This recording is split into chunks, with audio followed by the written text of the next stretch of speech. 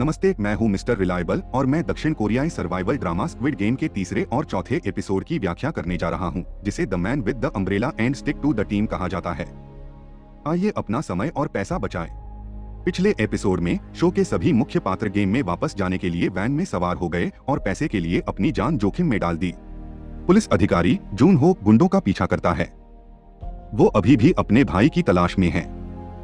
Van एक बंदरगाह में रुकती है जहां कई अन्य वैन ठीक उसी तरह एक नौका पर लाद दी जा रही हैं। जुन्हो गुंडों की वैन के नीचे से चिपक जाता है और जहाज पर भी चढ़ जाता है। कुछ समय बाद लाल सूट में स्टाफ खिलाड़ियों के कानों को स्कैन करके उनका निरीक्षण करना शुरू कर देता है। यह दर्शाता है कि खिलाड़ियों के कानों में कुछ उपकरण डाला गया है। जूनहो एक वैन के अंदर जाता है और उस कर्मचारी को बाहर निकालता है जो उसका निरीक्षण करने की कोशिश करता है। वह आदमी के कपड़े और नकाब में बदल जाता है।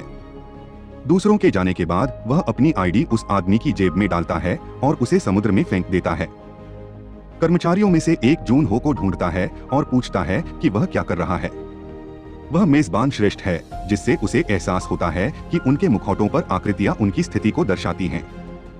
वह यह कहकर स्थिति से बाहर निकल जाता है कि वह समुद्र में बीमार है। जहाज द्वीप पर रुकता है और सभी प्रतियोगियों को एक हॉल में ले जाया जाता है। जबकि वे अभी भी बेहोश हैं, उनके कपड़े बदल दिए गए हैं और उनका सामान जब्त कर लिया गया है।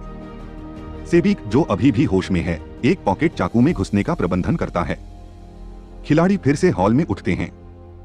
जी यून बूढ़े आदमी के साथ फिर से मिलता है। इनाम, संगवो और अली भी दोनों में शामिल हुए। उन्होंने एक टीम बनाने का फैसला किया ताकि अगले दौर से जीतना आसान हो जाए।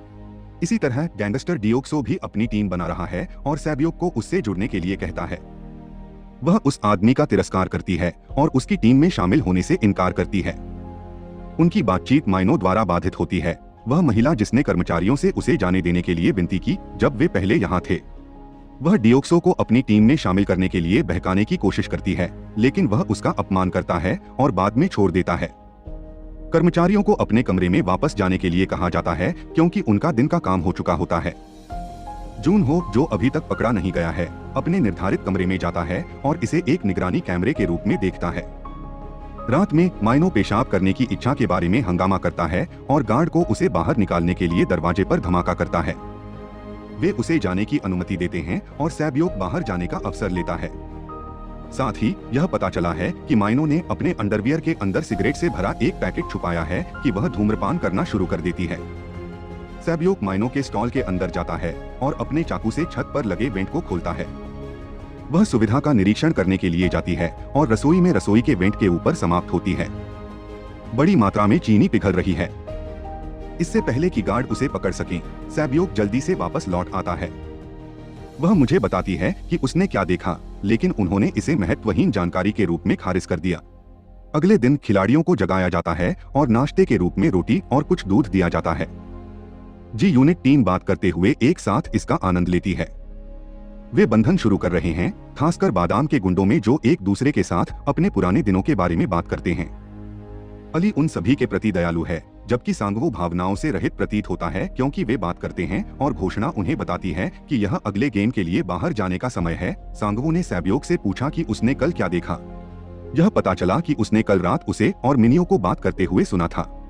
सैबियोक उसे बताता है कि कर्मचारी चीनी को पिघला रहे थे। जब वे बाहर पहुंचे तो सांगवो ने दीवार पर खींची गई कई आकृतियों को जब्त कर लिया और उन्हें पता चलता है कि वे एक पुराना कोरियाई खेल खेल रहे हैं जहां उन्हें एक विशिष्ट आकार में चीनी मधुकोश के नाश्ते को तोड़ना है। हालांकि वह अपने साथियों को नहीं बताता और अपने लिए सबसे आसान आकार चुनता है। गयुन एक छतरी का आकार चुनता है जो सबसे कठिन है, लेकिन सांगवो अभी भी उसे चेतावनी नहीं देता है। उन्हें मधुकोश और गु दिए जाते हैं और उन्हें पता चलता है कि वह मुसीबत में है। ऐसा कोई तरीका नहीं है जिससे वह छतरी के आकार को पूरी तरह से तोड़ सके। सांगवो और सैबियोक को एक त्रिभुज मिलता है। अली को एक घेरा मिलता है, जबकि एनोम, डियोक्सो और माइनो को एक स्टार मिलता है। खेल शुरू होता है और पीठ के अंदर संगवो आसानी से अपना आकार तोड़ देते हैं। अली भी जल्दी हो जाता है। दूसरी ओर माइनो एक स्लाइड के नीचे छिप जाता है और चीनी को आसानी से पिघलाने के लिए लाइटर का उपयोग करता है। गुंडो और एनोम ने सबसे अधिक संघर्ष किया। जल्द ही कर्मचारी उन लोगों को मारना शुरू कर देते हैं जो अपने आकार को तोड़ते हैं। सांगवो, सैबियोक और अली कुछ ही समय में हो जाते हैं। माइनो को धोखा देते हुए कोई नहीं देखता और वह सफल भी हो जाती है। गुजरने के बाद वह उसकी मदद करने के लिए लाइटर को डियोक्सो की ओर फेंकती है, भले ही उसने पहले उसका अपमान किया हो। वह भविष्य के लिए उनकी टीम में रहना चाहती है। गयून को पता चलता है कि अगर वह छत्ते को चाटता है तो वह पतला हो जाएगा, जिससे आकार में टूटना आसान हो जाएगा। उसके आसपास के लोग उसकी रणनीति का पालन करते हैं, जिसमें एनोम भी शामिल है। आखिरी समय में वह छतरी के आकार को प्राप्त करने में सफल होता है और चक्कर लगाता है। एनोम वही करता है और सफल भी होता है। हालांकि जो असफल होते हैं उन्हें बेरहमी से मार दिया जाता है। गेम्स का ओवरसियर सभी को मॉनिटर के जरिए देखता है। जून हो भी मैदान में है और खेल की असली सच्चाई को देखकर भयभीत है। एक वरिष्ठ उसके मुखौटे पर एक वर्ग के साथ उसे शव उठाने के अपने कर्तव्यों को करने के लिए कहता है और बाद में उससे मिले। असफल खिलाड़ियों में से एक ने मरने से इनकार कर दिया और एक स्टाफ सदस्य को बंधक बना लिया। वह आदमी को अपना मुखौटा उतार देता है और देखता है कि वह आदमी सिर्फ अपराध बोध से भरा बच्चा है। खिलाड़ी खुद को गोली मारता है और मर जाता है। ओवरसियर उस कर्मचारी के पास जाता है जो अभी सामने आया है और उसे गोली मारकर हत्या कर देता है, यह दावा करते हुए कि किसी का चेहरा नहीं देखा जाना चाहिए। जून हो शवों को साफ करता है और मृत कर्मचारी मुखौटा पाता है, जो कि श्रेष्ठ होता है जिसने उसे पहले बुलाया था। वह खुद को एक उच्च रैंकिंग के रूप में छिपाने के लिए स्टाफ सदस्यों सर्कल मास्क के साथ अपने मुखौटे का आदान प्रदान करता है।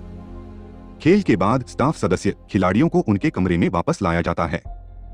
हालांकि स्टाफ खिलाड़ी नंबर 111 को अपने साथ ले जाता है। यह पता चला है कि कुछ कर्मचारी उन्हें बेचने के लिए चुपके से खिलाड़ियों के अंगों की कटाई कर रहे हैं। हश एक सर्जन है जो बदले में उनकी मदद कर रहा है। वे आदमी को बताते हैं कि प्रत्येक खेल क्या होने वाला है ताकि वह उन सभी को पास कर दे और वे अपना गुप्त मिशन जारी रख सकें। इस बीच डियोक्सो ने मिनेओटा को अपनी टीम की मदद करने के लिए ले लिया, जिन्होंने पहले भाग लेने वाले 187 खिलाड़ियों में से 79 को अगली सुबह मार दिया था। उन्हें नाश्ता दिया जाता है। एक अंडे और एक कोल्ड ड्रिंक के बारे में डियोक्सो शिकायत करता है कि यह पर्याप्त नहीं है। वह और उसकी टीम अधिक भोजन पाने के लिए 2 बार लाइन में लग जाते हैं और इस वजह से कुछ लोग जो अंत में थे उन्हें एक भी नहीं मिला। एक महिला ने खुलासा किया कि उसने देखा कि समूह 2 बार खाना लेता है। यह एक आदमी को गुस्सा दिलाता है जिसे उसका खाना नहीं मिला। वह अपना हिस्सा वापस देने के लिए याहू पर चिल्लाता है और उससे कोल्ड ड्रिंक लेने की कोशिश करता है और नाराज हो जाता है। डियोक्सो उसे मारता है और दोनों में लड़ाई हो जाती है। डियोक्सो आदमी को बार बार इस हद तक पीटता है कि वह जमीन पर लंगड़ा कर लेटा हो। जब सब कुछ शांत हो जाता है तो सांगो जांच करने आता है। पुरुषों पर केवल यह पता लगाने के लिए कि वह मर चुका है, गुन ने कर्मचारियों से कुछ करने के लिए कहा और यहाँ तक कि निगरानी कैमरे को देखने के लिए पर्यवेक्षक से पूछने के लिए कहा।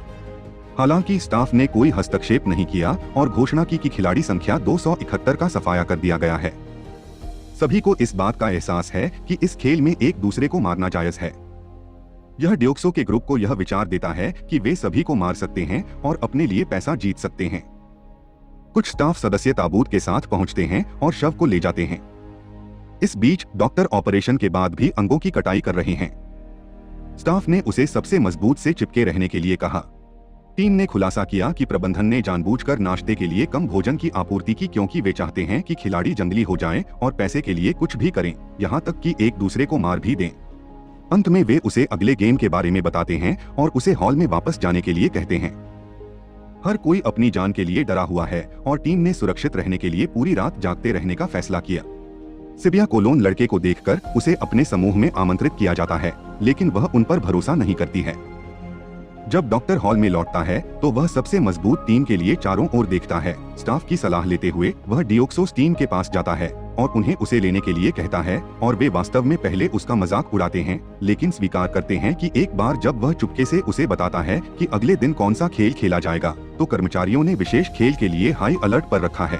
उस लड़ाई का जिक्र करते हुए जब रोशनी चली जाएगी जैसे ही लाइट बंद होती है, ऑक्सीस टीम उठकर लोगों पर हमला करने लगती है।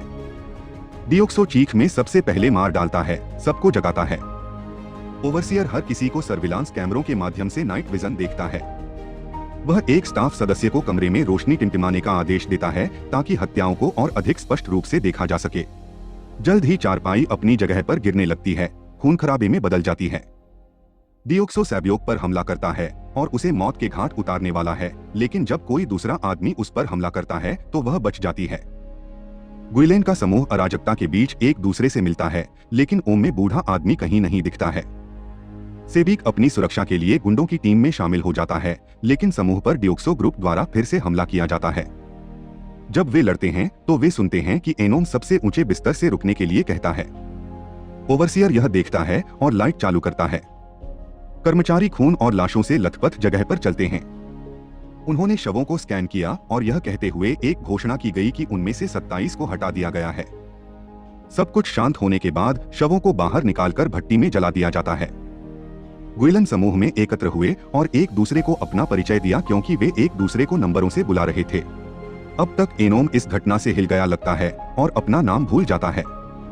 इस बीच डॉक्टर डियोक्सो की चोटों के कपड़े पहनते हैं। समूह इतने सारे लोगों को मारकर खुश है और अधिक मारने का फैसला करता है जब तक कि वे अकेले नहीं बचे हैं ताकि वे पुरस्कार राशि ले सकें।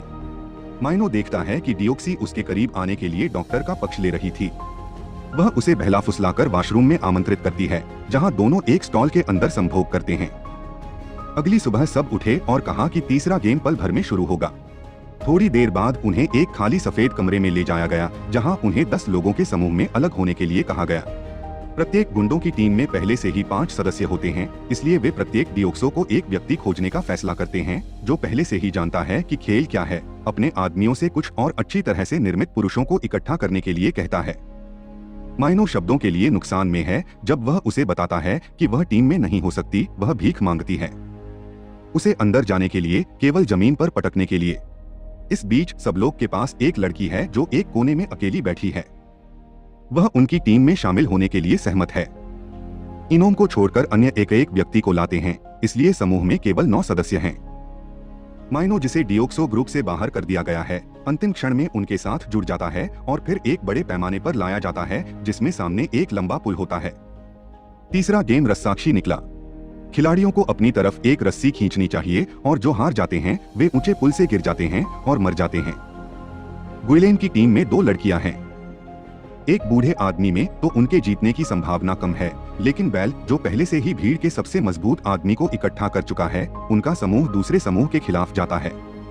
पहला मैच शुरू होते ही दूसरे देखते हैं और घबरा जाते हैं। डियोक्सो की टीम इसे लगभग तुरंत जीत लेती है और दूसरा समूह अंत में नीचे जमीन पर गिरने के लिए रस्सी पर लटक जाता है। अंत में कर्मचारी उनके शव ले जाते हैं। अगली है गुंडों की टीम। वे घबराकर उठते हैं, यह जानते हुए कि उनकी संभावना कम है।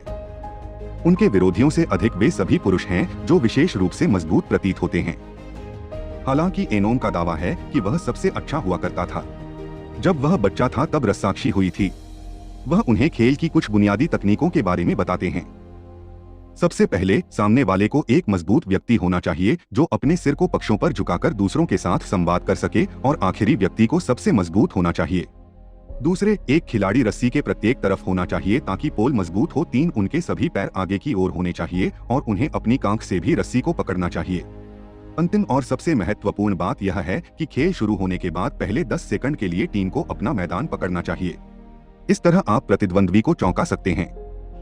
जब इन तकनीकों का उपयोग करके उनकी लय टूटने लगती है तो समूह लगभग जीतने वाला होता है, लेकिन विरोधी रस्सी को जोर से खींचते हैं। अंतिम क्षण में वे लगभग किनारे तक खींचे जाते हैं। जब सांगवो अंतिम समय की योजना के साथ आता है तो वह सभी को कुछ सेकंड के लिए अपनी पकड़ ढीली करने के लिए कहता है, जिससे विरोधी अपना संतुलन खो देंगे। एपिसोड समाप्त होता है क्योंकि वे 3 की गिनती पर रस्सी को छोड़ देते हैं। इस तरह के और वीडियो के लिए सब्सक्राइब करें, नोटिफिकेशन चालू करें और चैनल को मदद करने के लिए लाइक करें। देखने के लिए धन्यवाद।